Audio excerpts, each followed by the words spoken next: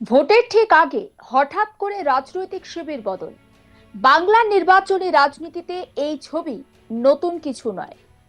বাংলার নির্বাচনী রাজনীতিতে এই ছবি নতুন কিছু নয়, কিন্তু যখন একের পর এক প্রার্থী নিজেদের দল ছেড়ে শাসক দলে যোগ দেন, তখন সেটি শুধুমাত্র আর ব্যক্তিগত সিদ্ধান্তের বিষয় থাকে না, বরং একটা বড় রাজনৈতিক বার্তা বহন করে।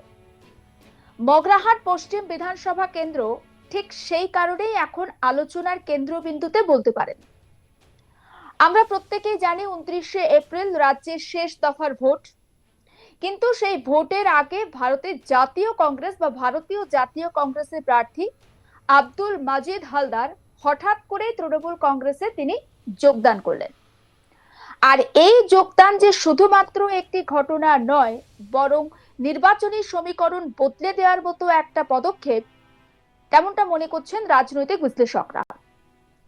এই যোগদানের ঘটনা ঘটেছে 25শে এপ্রিল, যখন আব্দুল মাজিদ হালদার একেবারে সরাসরি তৃণমূল প্রার্থী শামীম আহমেদের হাত ধরে তৃণমূল কংগ্রেসের দলীয় পতাকা তুলে নেন। একজন প্রার্থী যিনি কিছুদিন আগেও কংগ্রেসের হয়ে ভোটের ময়দানে লড়াইয়ের প্রস্তুতি নিচ্ছিলেন, তিনি হঠাৎ করেই দল বদল করে তৃণমূল কংগ্রেসে গিয়েছেন। এটি নিঃসন্দেহে একটা বড় রাজনৈতিক পরিবর্তনেরও ইঙ্গিত দেয়। এই ঘটনাকে আরো তাৎপর্যপূর্ণ করে তুলেছে অন্য আরেকটি বিষয়। মাত্র এক সপ্তাহ আগেই একই কেন্দ্রে আর এক প্রার্থী দল ছেড়ে তৃণমূলে যোগ দেন। আমজনতা উন্নয়ন পার্টির প্রার্থী আবু সিদ্দিকী হালদারও শামীম আহমেদের হাত ধরে তৃণমূল কংগ্রেসের দলীয় পতাকা তুলে নিয়েছিলেন। অর্থাৎ অল্প সময়ের মধ্যে দুজন বিরোধী প্রার্থীর দলবদল। এটি কোনো কাকতালীয় ঘটনা নয় বলেই মনে করছেন অনেকে। প্রশ্ন উঠছে, কেন এই দলবদল? আব্দুল মাজিদ হালদার নিজে জানিয়েছেন, তিনি শামীম আহমেদের কাজ দেখে এবং এলাকার উন্নয়নের স্বার্থে তৃণমূলে যোগ দিয়েছেন। এই বক্তব্য রাজনীতিতে খুব পরিচিত, উন্নয়নকে সামনে রেখে দল পরিবর্তনের যুক্তি দেয়া। কিন্তু বাস্তবে এর পিছনে আরো অনেক কারণ কাজ করে, যেমন রাজনৈতিক বাস্তবতা, জয়ের সম্ভাবনা, সংগঠনের শক্তি এবং ব্যক্তিগত রাজনৈতিক ভবিষ্যৎ। শোনাবো আব্দুল মাজিদ হালদার তৃণমূলে যোগদান করে ঠিক কি বলছেন, তার বক্তব্য। যোগদান করা ছাড়া কি আছে, তার কারণ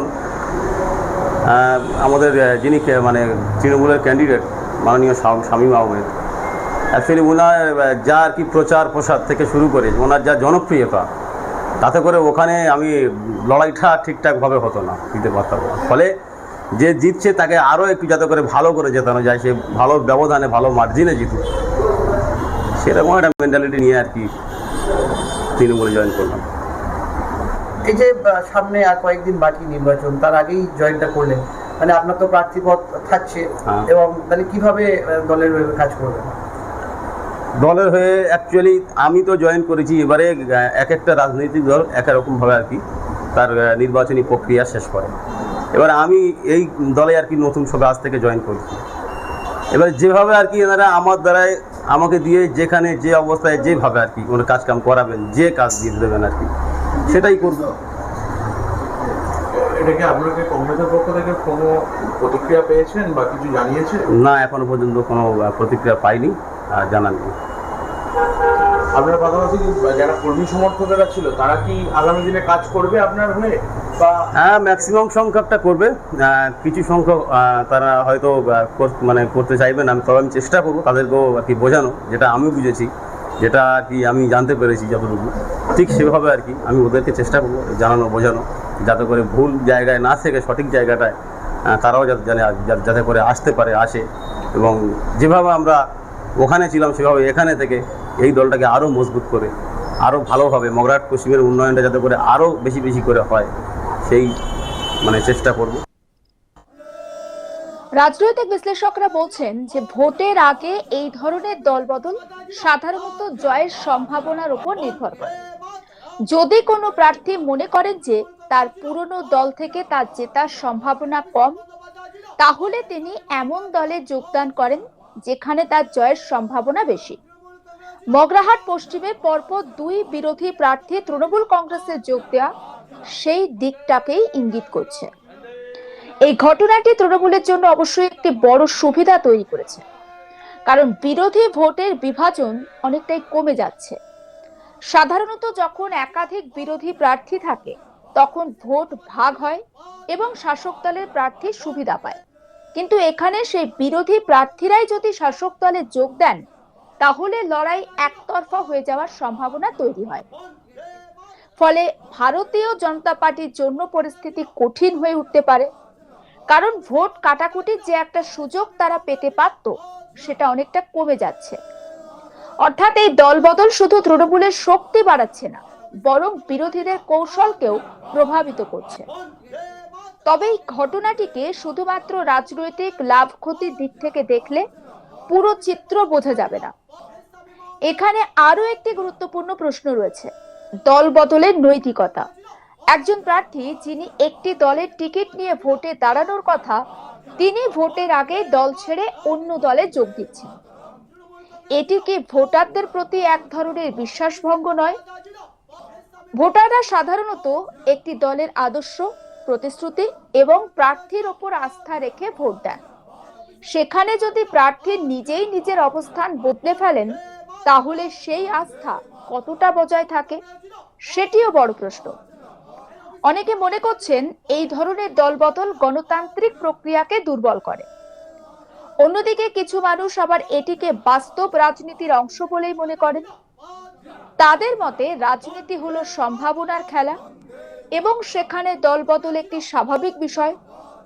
তবে প্রশ্ন থেকেই যায়, এই পরিবর্তন কতটা জনস্বার্থে আর কতটা ব্যক্তি স্বার্থে? তৃণমূল নেতা সাদিক মোল্লা ঠিক কি বলছেন একবার শোনাবো আপনাদের।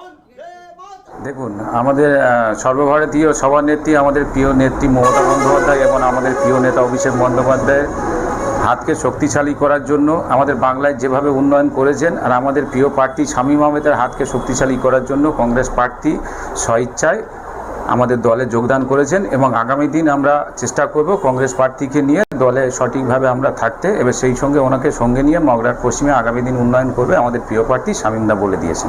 এর আগেও দেখা গেছে মগরার পশ্চিমে আম জনতা উন্নয়ন পার্টির প্রার্থী যোগদান করেছে এবং আজকের এই যে কংগ্রেস প্রার্থী যোগদান করলো, এতে কি আলাদা কোনো অক্সিজেন পাবেন আপনারা? অক্সিজেন তো আমরা 100% পাবো। তার কারণ আপনারা দেখেছেন যে হুমায়ুন কবির যে একটা ভিডিও ক্লিপ বাজারে হাইলাইট হয়েছে, সেটার মধ্যে আপনারা দেখেছেন যে কিভাবে বিজেপির থেকে একটা টাকার ডিল হয়ে আমাদের হিন্দু মুসলিম ভোটকে ভাগাভাগি করে পশ্চিমবাংলায় একটা সাম্প্রদায়িক সরকার আনার চেষ্টা করছে। আমাদের পশ্চিমবাংলায় কোনো সাম্প্রদায়িক সরকারকে বরদাস্ত করবে না। আমরা পশ্চিমবাংলার মানুষ এখানে হিন্দু মুসলিম সবাই একসঙ্গে থাকি এবং এখানে ধর্ম সমন্বয় করে আমরা একসঙ্গে বসবাস করি। দুটি প্রার্থী আপনাদের দলে যোগদান করলে এরপরে কি মার্জিন কতটা হতে পারে?